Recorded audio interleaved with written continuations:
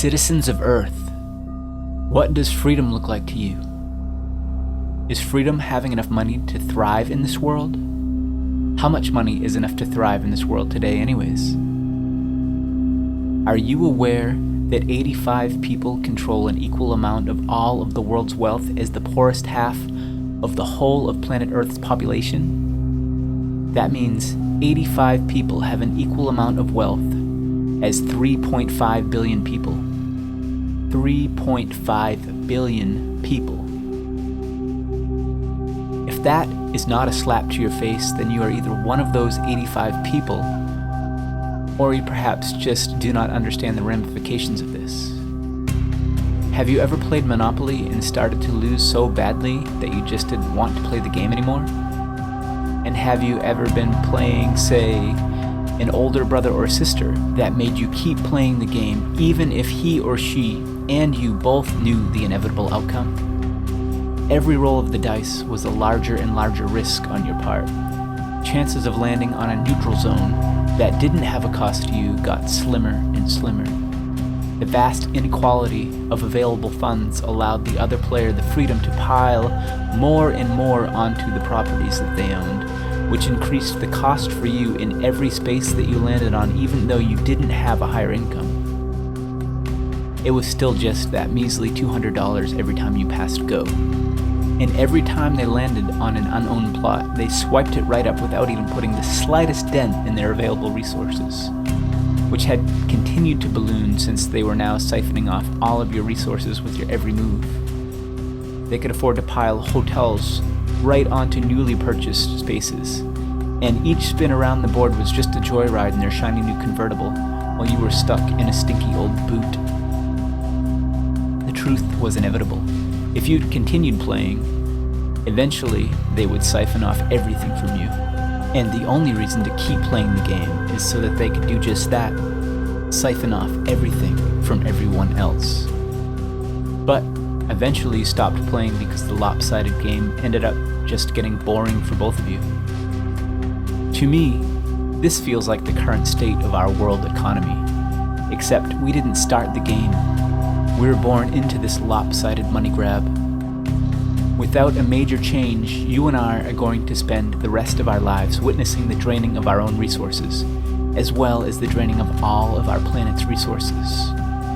They are being siphoned off to just a few people, and by all appearances, this will continue until the whole economy and all of the resources of the world are depleted. You lose. Game over. I don't know about you, but I don't want to spend the rest of my life hoping for a large number on every roll of the dice so that I can get around the board with the least amount of damage, because what happens once you do get around the board? You've just got to do it again. This is not what living the American dream looks like. This is the long dead, decaying corpse of the American dream. This is a system of vast inequality, and there is a huge gulf that separates us from those that hold the lion's share of the world's wealth. The truth is, we've been tricked into a system of slavery where we are merely being programmed into complacent consumers. Everything we do costs us in this world. We are not free to live today. Every ounce of food put in your mouth has a dollar sign attached to it. Every trip to work is more fuel burned. Every place you live siphons off your funds more and more, perpetually. Is water free? Not in most places these days. Corporate industry has poisoned water in its natural environment and have bottled treated water for you to buy. Every life-sustaining drink you take is more money out of your pocket. Is air free? Not as free as you think. As our air gets more and more polluted, the Earth's poorest citizens will be left to breathe in the effects of that pollution, not being able to afford to move to a less polluted area. What else do these elite and powerful purveyors of the lion's share of the Earth's wealth aim to do? Why is it enough to have billions upon billions of dollars? Why aren't these funds being used to solve world hunger, combat global warming, research free energy, provide homes for the homeless, stop all wars? Wait, There is a fine investment. Invest in stopping all wars. Why don't we set aside half of the Earth's wealth for that? Except, war is pretty profitable, isn't it? And at the center of the programmed consumer's mind, what we have is never enough, is it? Is profit empower the addiction of the disgustingly wealthy? What if the real addiction is greed? Just plain and simple greed? Is greed the root cause of war? Is greed the cause of world hunger? Is greed the cause of people living in the streets, in alleyways, in cardboard boxes? Is greed the root cause for the division between us humans? Is greed the root cause of choosing consumerism over a humanitarian mindset? Where do we go from here? We must change the world, now. We must change our world because the alternative is the depletion of all of the Earth's resources and exploiting all of the Earth's creatures.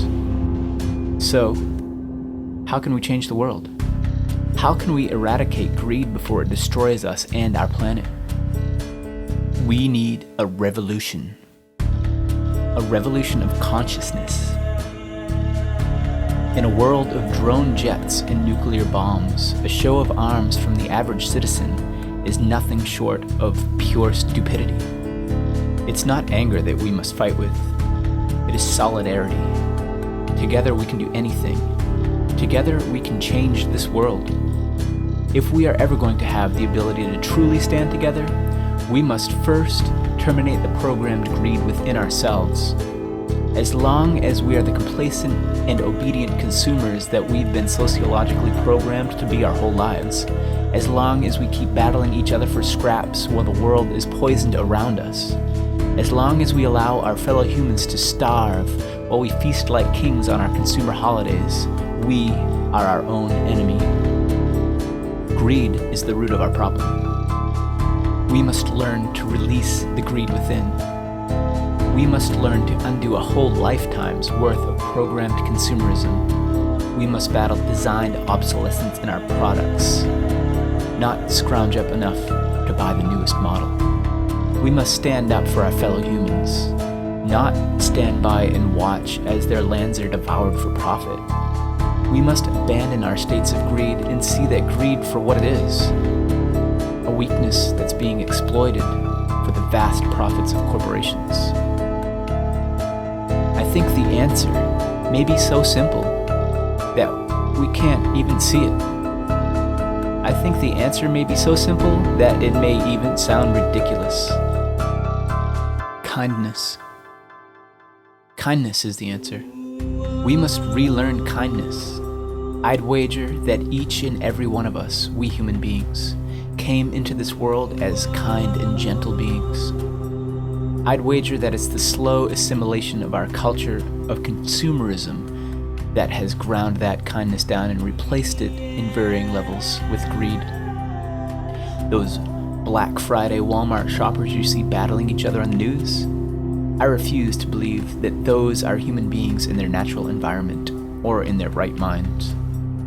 Those are human beings in the human meat factory.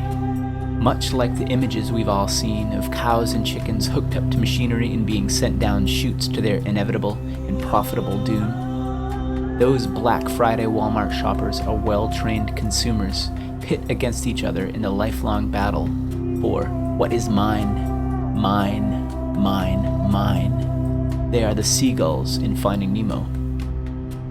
But only because that is what they've been taught.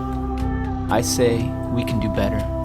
I say we must do better, and I say that the time to do better is now. Replacing greed with kindness is a choice. It is a choice that, made together, we will change this world immediately. We need a vast redistribution of wealth and resources on this planet, and that is impossible within a society trained into and overcome with greed. We can let go. We can change. Let us remember how to be kind to one another. Let us remember that we can be as one people, one voice. Let us remember that we have more than enough resources for everyone in this world to live in abundance and thrive. Let us cast off the chains of consumerism and move away from greed. Let us remember how to be kind, spiritual beings. It's a choice. Every day is filled with thousands of choices. Start to make kind choices. Start to connect with others on a deeper and more meaningful level. Join communities centered around kindness. There seem to be more and more of those popping up these days. Practice random acts of kindness. Donate some of your time helping someone in need. Hand out 20 single $1 bills to the homeless. Organize a benefit for people in need. Donate things you no longer need to a place where those items will find those that need them. Start a pay it forward movement with your work or your art or your ideas. The list of possible acts of kindness is endless. We must wake each other up.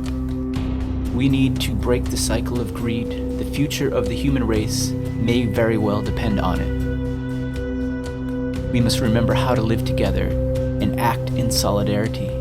We need a revolution of consciousness, a revolution of kindness. Change the world. Be kind.